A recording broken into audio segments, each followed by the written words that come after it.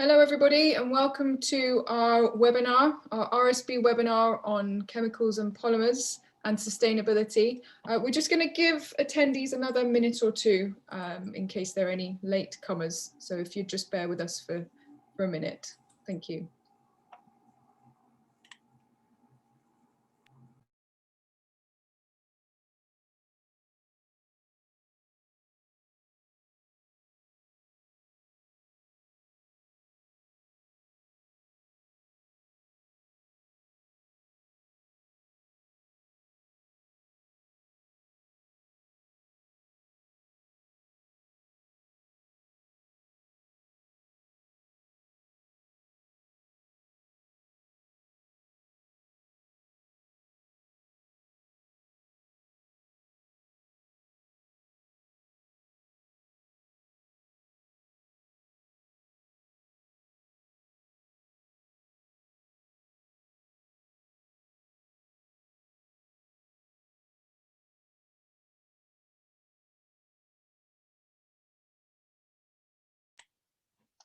Thank you if you've just joined us for this RSB webinar. We're just giving attendees another minute or so to join us for anybody who's late coming. So we'll start in 1 minute.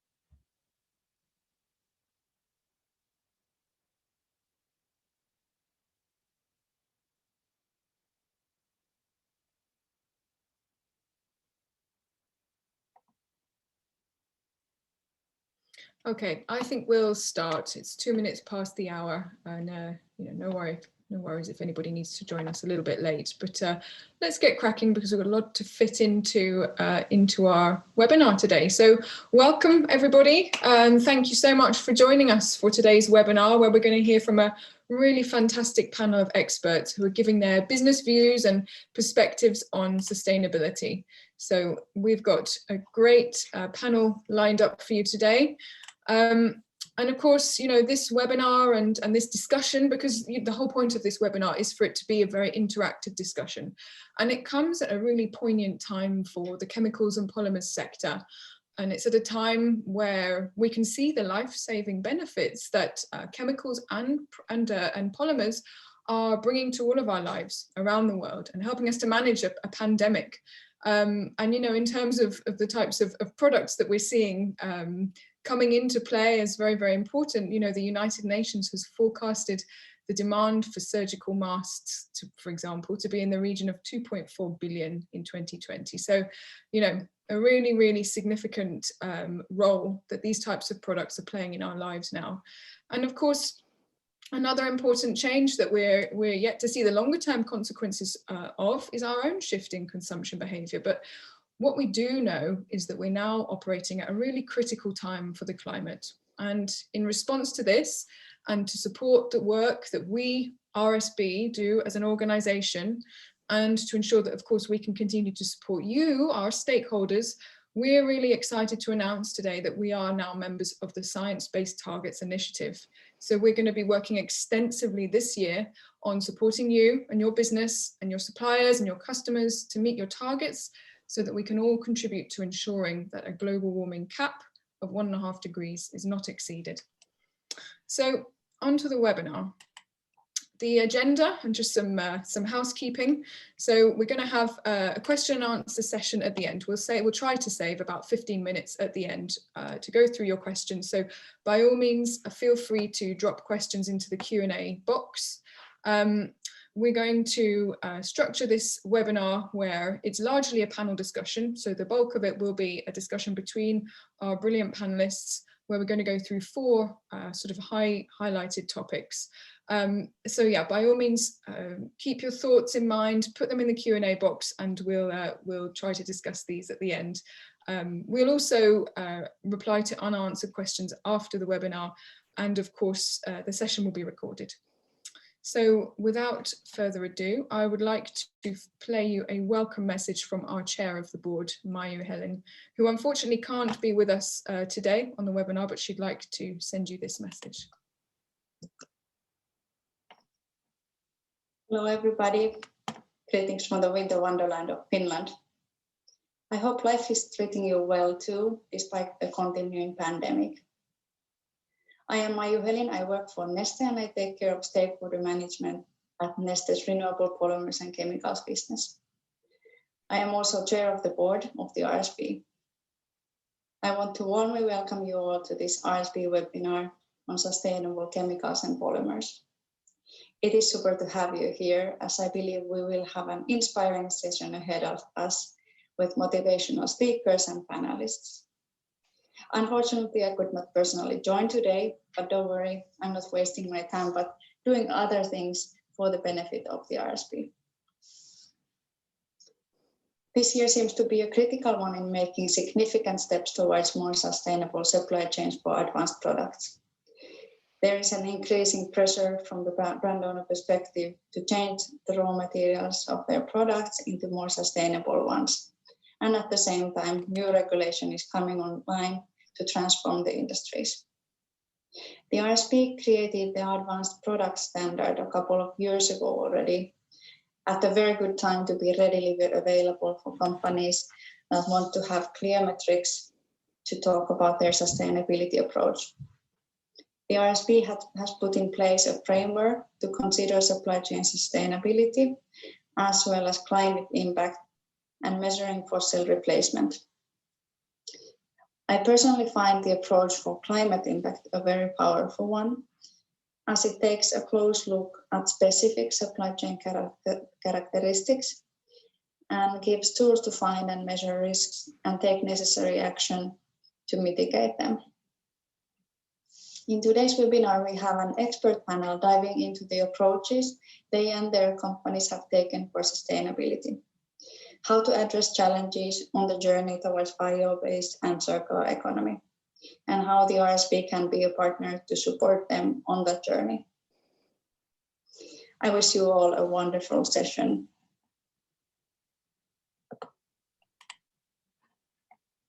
Super. Right, so there's our message from our chair of the board, Mayu. And just to introduce our panelists then, before we begin our discussion, we have Andres Franco from Procter & Gamble. We have Jason Ledbetter from Innovin, Petra Engelbrecht from Styrolution, Elfie Meshosi from Ineos OMP Europe, and Carl Wolf from Lanzatech. So let's start with the panel discussion. And I'm also going to ask, before we get into questions, I would love it if each of you individually could just quickly give an introduction, tell everybody listening who you are, what it is you do in your organization, and your work with the RSB. So Jason, let's start with you. I can see you first on my screen. Thanks, Nicola. Good afternoon, everyone. Delighted to be part of the RSB seminar this afternoon. My name is Jason Ledbetter, and I'm a Sustainability and CSR Manager for the company Innovin. So we're a large chlor-alkali PVC producer, and our interest in RSB is really through the certification process for, I guess, the world's first bio-certified attributed PVC. Thanks, Jason. Super. Andres? Yes, hi, good morning, good afternoon, everyone. I'm Andres Franco from Procter & Gamble.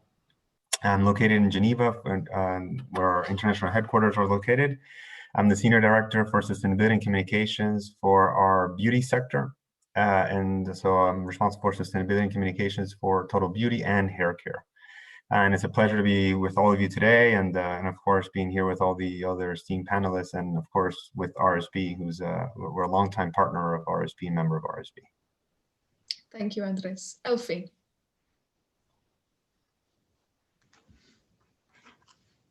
Good afternoon. So my name is Elfie Meshosi. I'm the Carbon and Environment Specialist for the Olefins and Polymers business of Ineos. So our activities cover the generation of key chemical building blocks out the outlet of our crackers, and that we can then feed to our downstream units that produce polymers. but that we also send to other companies, other sister companies like Styrolution Innovin or other third parties. So sending these key building blocks to the other areas of this value chain. So we have started our journey with RSB in 2019, certifying 1 plant, and we now have 6 plants in scope, and delighted to move forward and having the ambition to even certify all our facilities. Thank you. Thanks, Elfie. Petra, if you'd like to go next. Good afternoon. I'm Petra Engelbrecht. I'm the Global Sustainability Manager from INEOS Styrolution. Within INEOS Styrolution, we produce polystyrene, from yogurt pots, ABS, and specialties. And our main focus on the agenda is circular solutions, circular styrenics, where we really look in all kinds of recycling technologies, and one of them chemical recycling, to really bring back the raw materials in our operations. And therefore we need mass balance. So if you take your yogurt pot, we build it, bring it back to raw materials, we want to allocate it on the polystyrene out. And therefore we need mass balance, and we have certified all our main processes in Antwerp according RSB standards. So we can really show also to our markets how circular our products are. And we do that as well for low carbon feedstock, so for bio-based feedstock, which we can get from the steam crackers, the INEOS steam crackers. And so the whole RSB certification helps us in bringing our circular solutions and our low carbon solutions to our customers. Thank you. Super. Thank you, Petra. And Carl. Hi, everyone. Carl Wolf here. I am VP Americas for LanzaTech. So we've actually sort of grown up with RSB. So early in the life of LanzaTech, we sort of thought hard about the type of company that we were and wanted to be. And it was really around the same time we found RSB and realized that it was sort of exactly what we wanted and were looking for in terms of a sustainability scheme that covered the company and the technology. And so we've actually taken the approach, and we're a smaller company than a lot of the others that are on the panel today. We took the approach early on to do sustainability certification. So we certified our demonstration facility in China in 2013 and 2015, and this was a pre-commercial demonstration, and sort of helped us evolve as a company, so that as we're deploying the technology commercially now, we're more ready to have RSB certification integrated into our business and operations and for our customers. So also proud to say that we just recently did achieve RSB certification for our first commercial facility now operating in China. So exciting times for LanzaTech and for RSB. Super. Thanks so much, Carl. So let's get started then. Let's start digging into some of these questions, these challenges, and your solutions. And we're going to start with Andres, and I'd like to talk to you, Andres, about challenges related to sustainable sourcing of materials and packaging, of course, for a business the size of P&G. And of course, this challenge also applies to other businesses that we have on the panel today. So we're talking about very large businesses and therefore a huge range of challenges, environmental, socioeconomics, but also so much more. So I'd like to know from Andres how P&G Beauty is approaching this. Yeah, thank you. So for us, the approach for all of these questions always starts with the consumer and the needs of and desires and expectations of the people that we serve. And when it comes to whether packaging or sourcing of natural materials, it's very obvious that when the questions of sustainability, social, environmental, economic impact that we were talking, whether it's in the context of polymers, also of course matter very much for the end consumer. And when they're using their beauty products at home and they want to understand where these products come from. And so we start from there to really understand what is it that is critical for them, what is it that is really the expectation. And then, by working with partners such as RSB, one of the things that we've been doing for the last few years has been really looking at what are the best practices, what are the best protocols to actually, have very clear responsible sourcing expectations. This applies to whether it is natural materials that go into our formulas, or whether it's, for the packaging itself that that we're going to be using. I think behind all of this, I think one of the things that we have found really interesting of working with RSB and with other partners and other NGO partners is really taking this, what we call the systems approach to the solutions. And so the RSB criteria for us has been very useful, given that it covers all elements, right, of social, economic, and environmental considerations. And so using that approach for us has been very informative to then coming back to how do we answer those needs, put together the right expectations and the sourcing principles that really look end to end. So I think in summary, it starts from understanding what our consumer needs and the people that we serve need, taking a systems approach, and that's where the RSB 12 criteria, it has been very insightful and very helpful for us to define some of those internal policies, rather than policies, expectations that we have for our suppliers. Super. That's great. Thank you. Thanks, Andres. Yeah, it's really helpful to know. And I think, we can all agree that, it's a complex topic. And of course, you have a group of experts, giving advice, this advisory council, which all brings in separate areas of expertise, because, it's clear that there's no one single knowledge pool that has, the answer to all of these questions. But then in terms of sort of filtering out the noise and communicating on sustainability and communicating to consumers, how do you balance the fact that this can be a really complicated topic and there are loads of different messages with the need to send, your own sort of clear and concise message to consumers? Yes. Yeah, and so I think as P&G, we are a company of brands, and so ultimately the voice and our contact with the billions of consumers that we touch every day through our products is through our brands. And so we look to our brands to really be the drivers of enabling what we describe as responsible consumption, right? And how can our brands enable and inspire responsible consumption, each in their own tone of voice?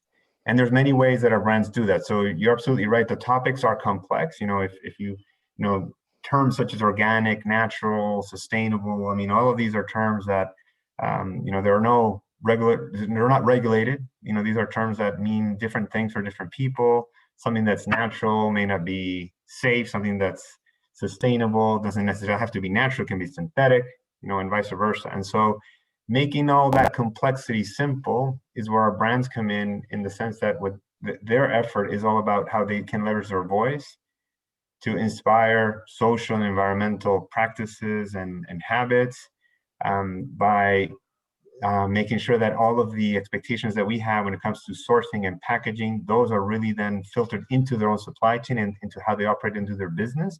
And those are then reflected back to the consumers in their offerings, in the product offerings that we have, in the claims and the storytelling that might come around the ingredients that are in there, as well as just interventions that we might have in our manufacturing sites that we can also then talk about to the consumer. All then at the end are part of this total story of how a brand is approaching the topic of sustainability. So what I would say is for us the making it simple, which is it of course is not as easy as it sounds, really boils down to what are the key messages for a brand that matter to its consumer, really understanding for the people that it's serving what is most relevant, because we have many types of brands in our portfolio and certain messages are more important for others. So it's really distilling that to what really matters, but never forgetting the fundamentals. There are fundamentals that are cut across every single brand, and that come back to we were saying those criteria, those expectations on social and environmental. Those are the underpinning of everything. But then it's not overwhelming people with every single message, but only the messages that matter to them. Brilliant. That's super helpful, Andrew. So it's all about taking this robust and systemic approach, you would say, but then filtering out the most important messages to your consumer and dispelling myths. Yeah, always starting from the consumers. We have a saying in P&G that consumer is the boss. So that's where it starts. Fantastic. Thanks so much, Andres. That's really good to understand. So let's go on to the next question then, which is all about climate targets. and how we can embed climate targets into business and operational decisions, because of course, you know, we can see that science-based targets are rapidly being set by businesses all across the value chain. You know, we all have our part to play in ensuring that we can help mitigate climate change. But I'd like to ask Jason how we can ensure that these climate targets can be embedded into your business and operational decisions. Well, that's a really interesting question, Nicola, and one in which most companies are wrestling with. First and foremost, for many businesses, they kind of look to see, well, what's within their control. And usually that starts out with what we either call scope 1 and scope 2 emissions. So these are the emissions that we have either directly on our sites or indirectly through the energy which we purchase. But it's also true to say that for a very large number of businesses, the really big emissions are what we kind of call the scope 3 emissions. So these are the things that come in by our procurement departments, buying in the raw materials that we need to process, etc., in our plants. And when we were looking at what we can do within the PVC industry, we realized that, of course, one of the biggest impacts from an environmental point of view is clearly the fossil sources to make our polymers in the first place. And importantly, if we could somehow substitute those fossil feedstocks with some form of renewable feedstocks, whether that's through a chemical recycling process or from a biogenic source, then things start to get really interesting. And what it also means is we take on responsibility then within the supply chain of these scope 3 emissions. And to give you an example of just how big this paradigm shift can be for scope 3 emissions, this is exactly what we saw when we started to work with the RSB standard and could see that there was a means of sourcing bio-naphtha, which can be processed with our parent and sister companies INEOS Cologne to make ethylene or bioethylene from that process. And to put that into perspective, if you can imagine the carbon footprint of PVC resin is a shoe size 12, actually through this bioattribution process, we can reduce that to a shoe size 1, which is, as I say, absolutely mind-blowing in a sense from a carbon saving perspective. But importantly for us, it's how then can we ensure the transparency and also the robustness within our supply chain to ensure that this can also be translated through to our customers. And for me, this is what the unique process is that we feel we have with the RSB standard, which gives the trust, the credibility and reliability of those carbon reductions throughout that process, as well as many other things I might add. But fundamentally, that for me is the most important thing, Nicola, and the realization of bringing a vision of how could we ever dream of making a PVC from a renewable feedstock to life. And that's exactly what we've managed to achieve in partnership with the standard of RSB. Wonderful. That's super to hear, Jason. And you know, it's clear from Innovin's experience and you know from all of our panelists, having spoken to you all, and please do jump in if any of you would like to speak, but it's clear that innovation needs to be coupled with sustainability, but that also there needs to be a sort of verified way of ensuring that any climate impact that's being claimed against is verified and consistently and robustly verified. Would anybody like to add anything on that before I move on? Any other panelists? No worries if not. We can move on to the next question. Okay, super. So let's look at the next question. I think we're going to delve a bit more into this next question, which is about the critical elements to sustainability solutions. So I'd like to know from all of you on the panel, particularly those of you who have been through the certification process, so Elfie, Petra, Carl, Jason, what do you think are the important elements to a sustainability solution? You know, why did you choose to go for RSB certification, for example? And you know, what are the sort of really critical points for you that you see as, you know, fundamental to your business approach and to the types of products you want to be putting out there on the market with a sustainable label and your brand name on it? So over to you. Okay, happy to take that one, Nicola. I think very important for us is if we really want to explore and boost and build up that sustainability agenda, we need to, and we bring in alternative feedstock in our operations, we need to be very sure about the sustainability of that alternative feedstock. And there I think RSB is very clear because they have very high sustainability criteria for feedstock. So if we use bio-based feedstock, alternative feedstock, it is certified according high standards. And it gives us credibility and trust that what we bring to our customers has been checked along the way. And not only for the raw materials, also for all the process steps. Until it comes to a styrolution, we know it's certified, it's checked, and it's done in a sustainable way. Because this is where we add value to our stakeholders, that we say we do that. Also for us, we open the doors and we invite certifications or auditors to see how we process it sustainably. Because we do a lot of efforts on that, but we also want to be transparent on that. I think this is a very important part, which is part of RSB standards. So the whole sustainability process and showing where we have the carbon reduction, because in the end, we want to save fossil fuel and reduce CO2. And this is quantified, very important. And of course, like Jason explained before, it's having a very credible and transparent system of the bookkeeping. Yeah, we bring today newly developed feedstock, alternative feedstock in our big scale plants. Yeah, and we want to be sure that what we allocate on the end product is very clearly and transparent, documented, and also is processed as a raw material in a sustainable way. And this is the added value of the scheme we have with RSB. Yeah? So it allows us to do that in a credible way, but gives us also the flexibility to do that in a meaningful way, as long as we process it as a raw material, and as long as we reduce carbon footprints, and as long as we do that in a sustainable way. And these are for us as Styrolution the strengths of the RSB scheme. Super, thank you, Petra. Elfie, I can see that. Yes, I mean, Petra was already quite exhaustive on the key strength of the RSB certification scheme. So really adding the olefins and polymers perspective, the chain of custody with the attributions, the mass balance with attribution principle is really key to be able to process quantities today through our cracker, and then be able to offer these key building blocks. But we really believe that this is how we can accelerate the move towards a more renewable and circular economy.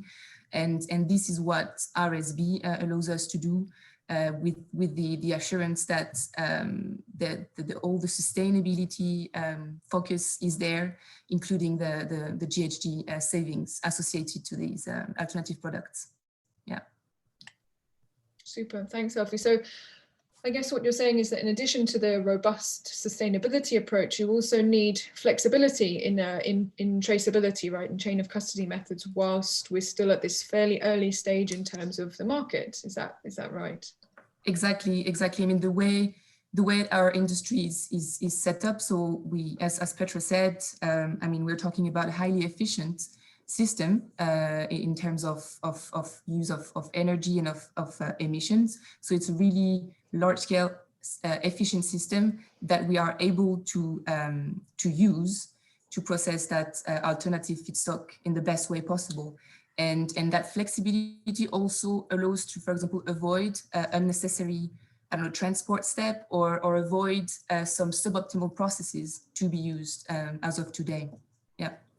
Well, that's really interesting, actually. So you're suggesting that actually, because these systems are so well optimized, if you were to try and implement sustainability in a more rigid system where you have to change your operation, potentially move feedstock around to different locations, you can actually end up causing a greater climate impact through those activities, rather than having a flexibility and being able to build things into your existing optimized system. Yes, I mean, today, I mean, this whole system is going to develop anyway with volume being increased, and we'll also adapt our operations. But that's really critical to take up and to accelerate that move. Yeah. Super.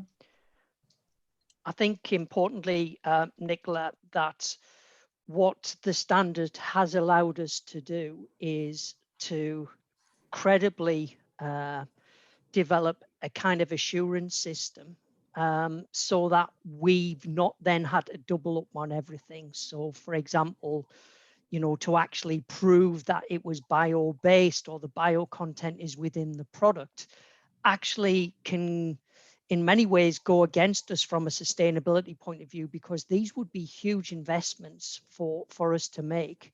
And clearly the reassurance that we have through the attribution process smashes the glass ceiling really in a sense, and therefore to my mind accelerates the process from a sustainability point of view far quicker than we could have otherwise done. Yeah, and just to add on that, you know, from a newer technology company that's, you know, innovating, you know, in the supply chain, you know, it's been really important for us to be able to work directly with RSB, you know, on new technologies and how we can roll them out and how they would be accounted for in this scheme. And I think it's going to be, you know, critical for, you know, it promotes innovation, right? So, you know, more technologies will be able to evolve and roll out and, you know, be incorporated within the scheme, because you have that flexibility that's built in.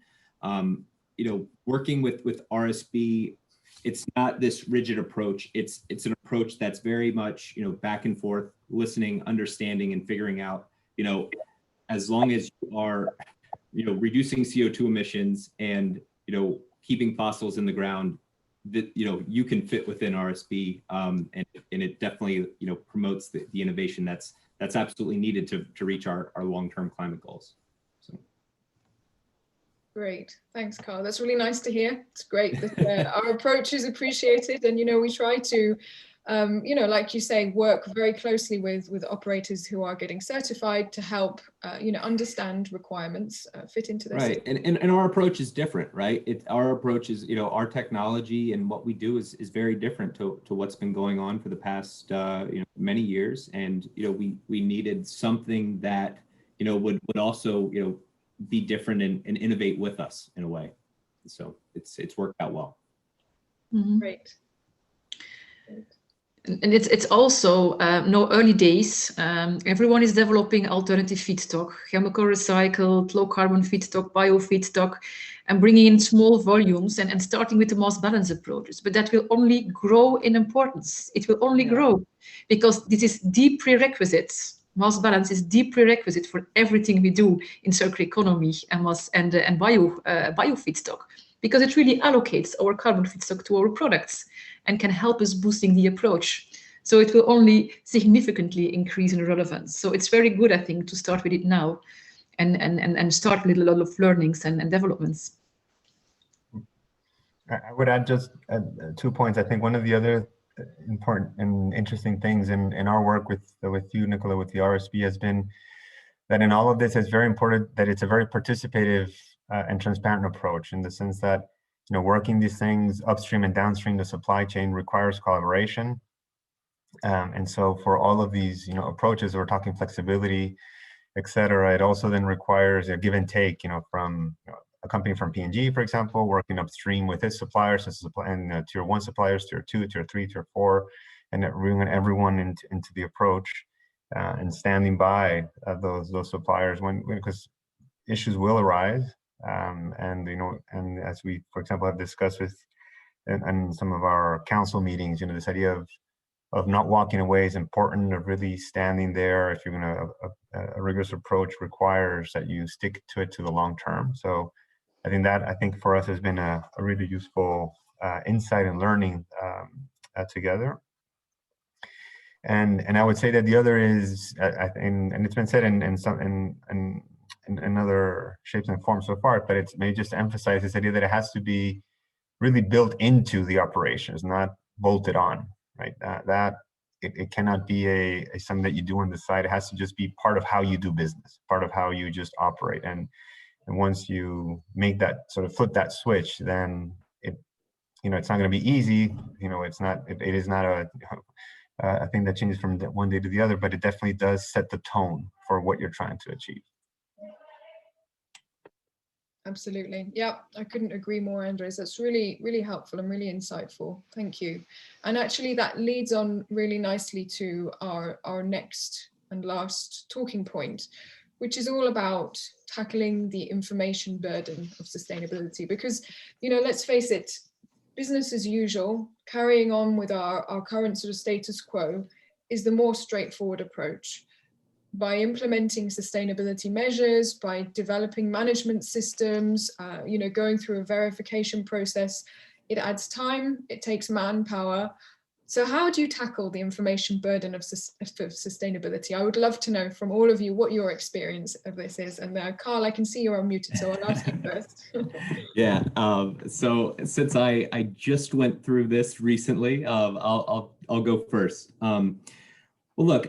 I mean, in terms of actual certification, let's be very clear. It's not necessarily easy, but it is a very worthwhile experience. I would say you learn a lot about yourself as a company, the things that you're doing well, but also the things that you could perhaps be doing a bit better. I would say, some keys to executing this, and it's really, things that you do in any challenging project, right? It's aligning early with all your internal and external stakeholders about what's involved, the key challenges, the key benefits that will be coming out of this. A lot of early planning, like I said earlier, we went through certification for our pre-commercial facilities. We planned years in advance for this.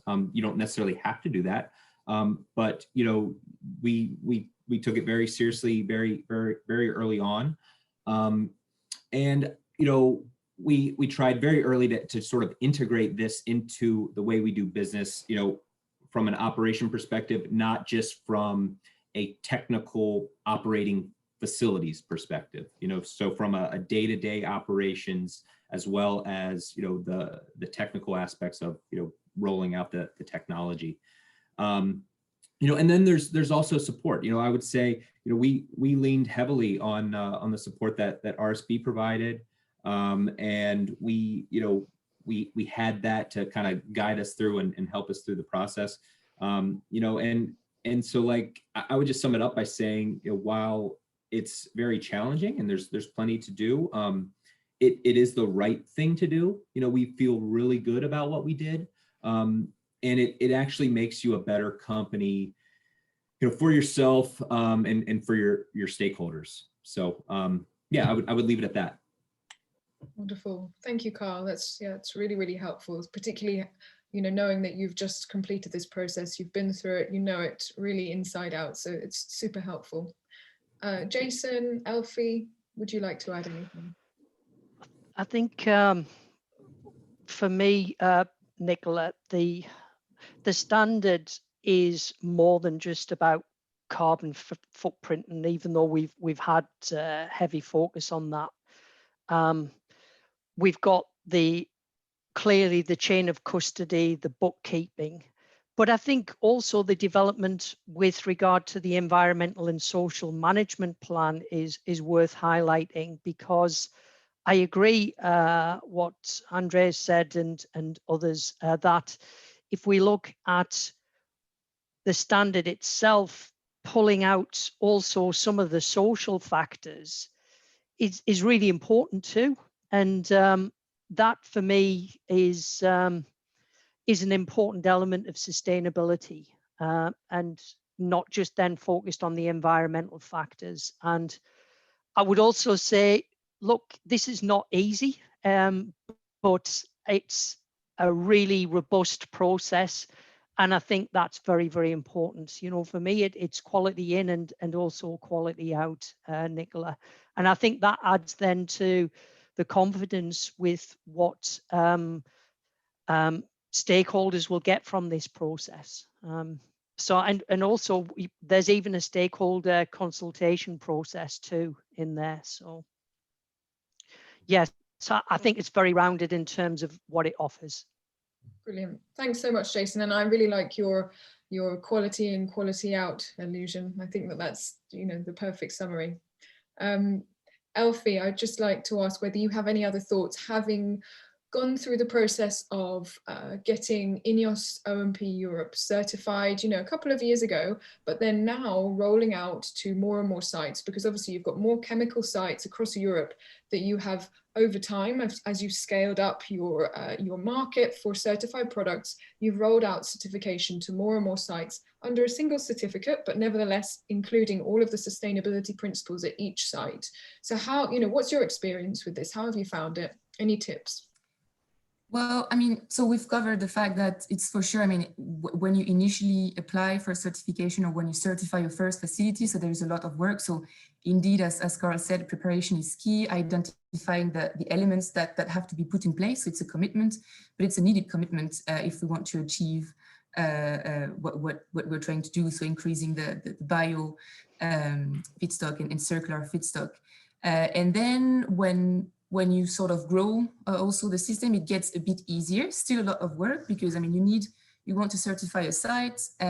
So it means also that you need to spread also the RSB principles and make everyone aware of what it is and what is it doing and what needs to be done. But once a first system is established, is way easier to expand and add processes to, let's say, to the scope of a certificate, to add certificates. And it's very nice to see how the system evolves and gets stronger the more plans are added to the scope. So yeah, keeping the ball rolling is definitely easier than starting from scratch. Yeah. Super. Yeah, good to know. And I guess you would say then that ensuring you've got good internal alignment, good team training, training is key. Yeah. Okay. Great. That's good to know. Training is key. Yeah, on yeah, that exactly. point, Sorry. there's. Oh, sorry, Elfie. No, after you.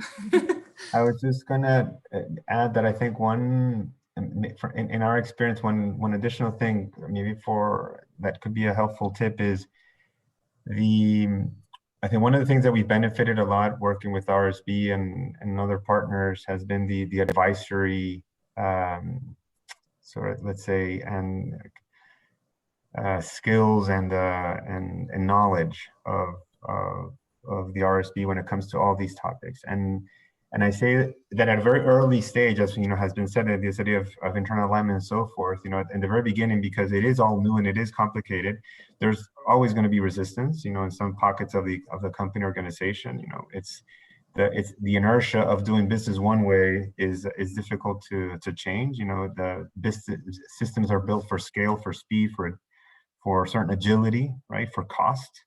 And so making all of these happen, you know, requires change. And so I think one thing for us that has really worked, and that I think working with you, Nicola, and others has been other like partners like WWF and the Rainforest Alliance and other NGOs has been, you know, sitting together with all management, not just the sustainability team, and forming what we've called this advisory council, this responsibility advisory council, and having at the table the leaders of product supply, the leaders of R&D, the leaders of the business, the leaders of communications, and having a roundtable, you know, multiple roundtables in preparation so that topics that are swirling internally, we can discuss, we can clarify, and prepare the ground for all these interventions. So if there's one tip I could suggest, would be that one, which is these meetings and these conversations cannot be just a sustainability team, quote unquote, or the sustainability leader or the CSO of the company. It has to be the business at the table with partners such as yourself, so that everyone then goes hand in hand into what's going to happen. And as all the other partners, all the other sort of panelists have mentioned,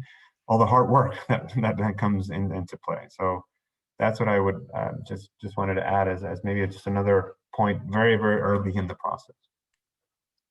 Perfect. Thank you, Andres. Do you know, that's really, really interesting, and I would completely agree with you. You know, my experience of working with P&G on this advisory council, on this roundtable, is that it's been a very, very productive process because, like you say, you have all of these different business aspects from within P&G who are brought into the conversation. So like you say, we're having a conversation with purchasing, with quality, with all of the different responsibilities and functions internally. And that is such an efficient way of being able to operationalize sustainability. So yeah, I would completely agree with you. Now we have some questions. I think we have done a great job at you know, wrapping up, keeping to time. So thank you all of our brilliant panelists for your time in answering my questions. We have a few questions from our listeners. So I think we will have a quick look through them, but we don't have too much time, unfortunately. Let's have a look. So, and I'll try and direct them to the right people. Okay, so the first question we have here is, we can see that there's a shortage of plenty of different polymers worldwide. So this is from Rafael Bortoluzzi. So we can see there's a shortage of plenty of different polymers worldwide, and that shortage has been a reality for several months. In your opinion, what are the main reasons for that and how will it be back to normal? Now, I don't know if you're referring to sustainable polyolefins, polymers and so forth, or fossil-based ones. I don't know if anybody on the panel has anything to add to that, or whether this is less of a sustainability question and more of a markets question. Well, I think, Nicola, I'll do my best to answer it. I think it's a kind of force majeure question as I see it. There's no question that there have been more than usual, but perhaps not making COVID the single excuse, but we have been and continue to be through a serious global pandemic here. And that has certainly played some part, I would say, in the situation with regard to shortages. I think it's up to each and every individual company and business to comment in its own way with regard to that. So I am generalizing. And I think the other thing that we do tend to see when it comes to issues such as shortages is when we get serious weather pattern changes, you know, for example, what we've seen in the States very recently, and how that literally can just shut down big chemical companies because you have such drastically low temperatures. And actually, from a safety point of view, that's usually first and foremost that a plant would then need to come down in such situations. So I can't really comment clearly on all of those, Nicola, but unless anybody else wants to add anything, I think for me, those two issues of a pandemic as well as extreme weather is certainly indications. As raw material manufacturers, of course, that's the last thing we want. We get the best efficiency from our plants when they're running at their most efficient, which is usually at the high production rates. But I think that's perhaps all I can say, unless anybody else wishes to add a point on that. I think you did a great job answering that, Jason. Thank you. So we have another question here from Daniel Hardwick, which is, does the chemical and polymer industry have any interest in virtually closed loop carbon feedstock processing, or have the carbon feedstocks become too undesirable for new concepts in the chemical and polymer industry? So I don't know if anybody here is in a position to answer that. I'm not 100% sure what the question is alluding to, closed loop carbon feedstock processing. Any takers? Perhaps Petra, I don't want to put Petra on the spot, but perhaps I have. But I think importantly, if, you know, I'm really quite envious of what some of my colleagues have achieved in the Styrolutions business with regard to this chemical recycling process and the like, and the rate of change of what's been achieved there is really quite incredible. So Petra, I think that's a good one for you. Okay, I take the first one and then let Elfie, she's our carbon energy manager, conclude further on that. I think if you look at, I'm not very clear about the question, but I can say that the whole low carbon agenda is key for our chemical industry and working towards the Paris agreements. But in the first place, we need to address our own carbon reductions first, the scope 1, scope 2 that we control, work with the feedstock. It's using green electricity, it's using hydrogen, it's what we're doing with electrification. So this is all under assessment, this is all under development. And like we discussed today, what do we do with the feedstock? Yeah. And then there will always be a kind of carbon that we cannot reduce and that we need to compensate or offset. And then you get more in that virtual kind of allocations and etc. For us, it's important. Of course, we are looking in all ways of how we can reduce our carbon footprints. But for us as an industry, it's important that it's as much as possible linked to our activities, to our assets. And then where it can't, then we use mass balance systems or virtual systems. And everything is developing very fast. Our chemical recycling agenda for really reducing 50% of our carbon footprint just by depolymerization of styrenics. It's huge. And another 30–40% by not incinerating the waste. So it's huge. And we're working on all step by step. And we're, of course, open for any innovations which are possible in low carbon. But I don't know, Elfie, if you would like to amend on that. Yeah, I mean, I fully agree on what is related to our operations and what we can do to reduce our emissions. Going back to the word, the closed loop part, I'm not sure I get the question right, but if it's related to having a closed loop of the product, well, it highly depends also on the type of product or polymer that you're talking about. So different technologies can be applied to the polymers. So in the case of olefins and polymers, we're talking about polyethylene and polypropylene, and not all the technologies are for chemical recycling can be applied for these two polymers. For us, I mean, it's technologies such as the pyrolysis, and then there is a bit of carbon which does not, which is, let's say, does not end up into, is not recycled back into product, and it's not entirely also back into ethylene or propylene. You have also key building blocks that can be used elsewhere in the industry. So it's going to be a different story for example, Styrolution and Innovin in that case of the closed loop. So I'm not sure if that was the question. Super. Thanks, Elfie. No, I think between you all, you've answered that really, really helpfully. So thank you. And I think we've got time just for one more question. So there's one here from Jennifer McCracken, which is, I'd love to hear more about communicating mass balance claims to consumers or to customers. What has worked well, what to avoid, best practice. So any advice from any of you on that? Of course, I should also say that you're not all producing consumer-facing products. You know, often this communication comes to your own customers, you know, B2B communication. But if you have any thoughts, any wise words you could offer, that would be great. I would say, first and foremost, what the standard does is it brings the supply chain closer together, Nicola. And I think that's really important in terms of having a good understanding. And, you know, I think RSB's actually done some illustrations on the website with regard to that of, you know, trees in Finland right the way through to, you know, flooring in hospitals or whatever, and everything in between.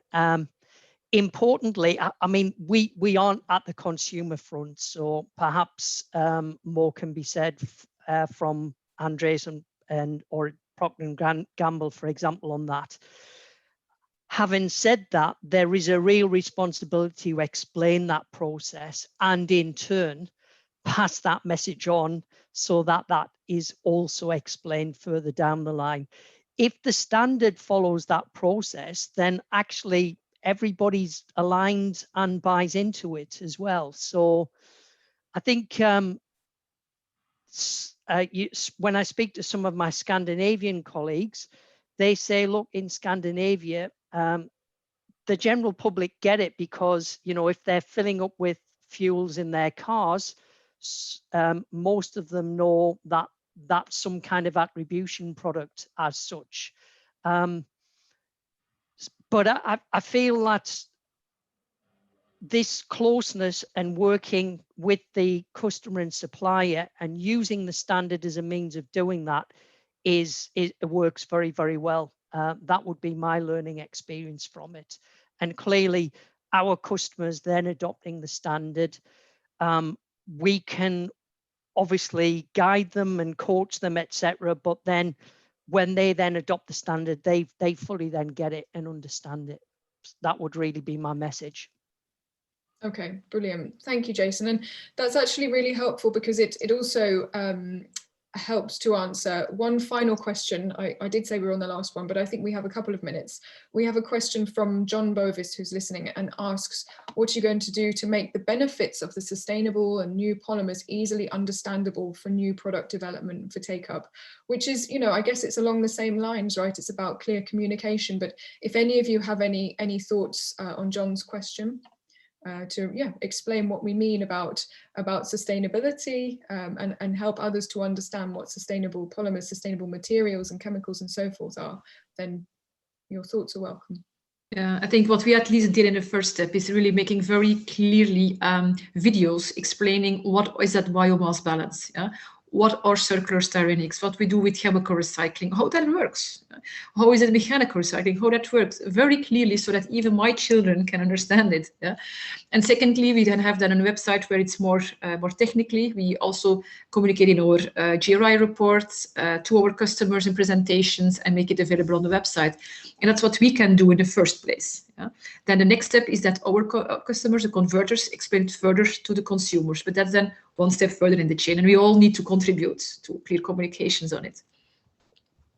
Yeah, I would just say, I mean, having a clear communication that these products that they are getting have an improved environmental footprint versus, you know, the fossil-based that they're used to, but without compromising anything in terms of the performance of the product, right? I mean, there has to be just a very clear messaging, and I see the other comment, you know, about, you know, the sustainability. I mean, the jargon. I mean, this is something that I think it's our responsibility to make sure that people understand, you know, what we're doing. It's not just about, you know, doing, you know, these types of projects and doing things in a certain way. It's also about communicating it in a way that the general public can understand and really, you know, buy in, because it's going to take everyone, you know, to you know, buy in and get behind everything that we're going to try to do in terms of, you know, making a real impact on the climate. And I think that the only last thing I would add is that indeed choosing and selecting that information, back to the, you know, the same point about not overwhelming people, will be important. So for example, that question about mass balance, if I put myself again in the fast-moving consumer goods, that is not a claim that we tend to make or make in our products. You know, when we talk of, you know, to the end consumer, someone that's going to shop at, you know, whatever it is, Carrefour or Walmart or et cetera, where they're going to shop our products. I mean, that the ingredients in there, the mass balance and so forth is maybe too deep of a level of information for the everyday shopper. What matters to them is, you know, knowing a bit maybe further up the sort, you know, that it's responsibly sourced, that it's vegan, that it's organic, that it's natural, you know, having that level of information. That said, if for those that want to know, then, you know, on our brand.coms, there'll be that level of transparency. So that is also important. I think that's that would be maybe to answer like the learning there, which is, you know, you cannot deceive the end consumer. So I cannot, you know, make it come across that it's like it's segregated. You know, if in the end what I'm selling is mass balance, it has to be somewhere. That transparency needs to be there. And maybe it's not for the point of sale and it's not for the packaging, but it is for the brand.com. So it's just choosing the vehicle of communication and being transparent. And then again, choosing that vehicle and that transparency in accordance with how people can consume that information, you know, and being selective. Absolutely. That's really helpful, Andres. And I completely agree. You know, we need to filter out the relevant information, the relevant messages, depending on who the customer is, who the audience is, whether you're communicating to your family, somebody you're selling a product to your board, to your colleagues, whoever it is. There are different messages we need to be translating and getting across. And of course, this alludes back to also the advisory council that we have with P&G, and making sure that we have the interest and understanding across all of the different functions within a business, within markets, within quality, within purchasing. So this is all very, very, very interrelated. So I can see the time is on the hour and we've run out of time. So without further ado, I would like to wrap up, and I'd like to say a huge thank you to all of our panelists for giving up their time to share their really valuable insights with all of us. So thank you so much to Andres, Carl, Elfie, Petra and Jason. Really appreciate your time, really appreciate your insights. So thank you, everybody, and thank you for listening. Thanks. Thanks, Nicola. Thanks. Thank you. Thanks, Thank you. Good Nicola. afternoon, a good evening, all. Take care. Bye-bye. Everyone. Bye-bye. Bye-bye.